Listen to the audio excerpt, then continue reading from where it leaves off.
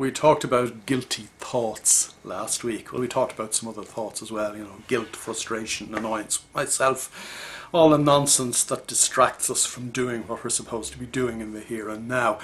They are the thoughts that we are aware of.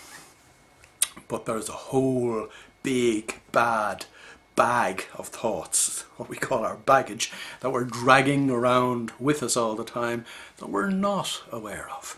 You might be aware of them in the odd moment of weakness or exhilaration. God, I'm really great at what I've just done. Or, oh my God, wasn't that awful?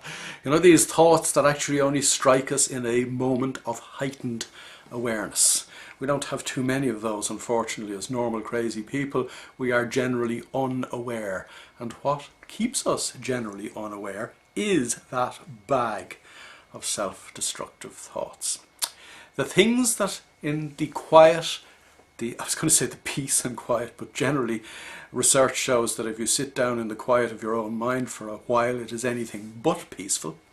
When we actually sit down in those moments and consider who we are and consider what our strengths and weaknesses might be, those thoughts come up to bite us. They might bite us even in a good way when we consider our perceived strengths, but generally research shows that we're more likely to consider our perceived weaknesses.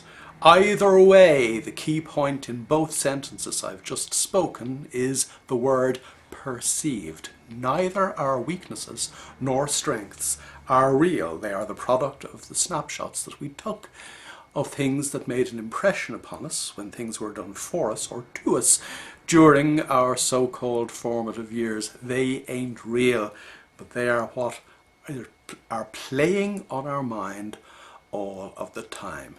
These thoughts are not just playing on our mind, they are destroying our ability to be present in the here and now, and as a result, they are pulling us away from our own lives. It is that serious. If you don't do something about what's going on in your own head, your head is actually working very concertedly against you. You need to actually not fight those thoughts. Somebody said to me recently, how am I going to fight my own personality? The answer is you don't, for the simple reason that fighting something gives it even more of your energy. You need to pour your energy into something entirely different. And the only thing worth pouring your energy and attention into is the reality of the present moment. If you do that, if you learn to do that, if you persevere with the development of that ability, if you are patient as that ability develops, then you are going to experience life and reality as it is, or as close to as possible.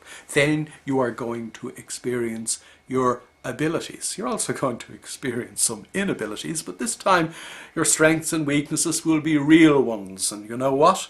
You'll discover you have far more strengths and abilities than your little normal crazy mind could ever have imagined.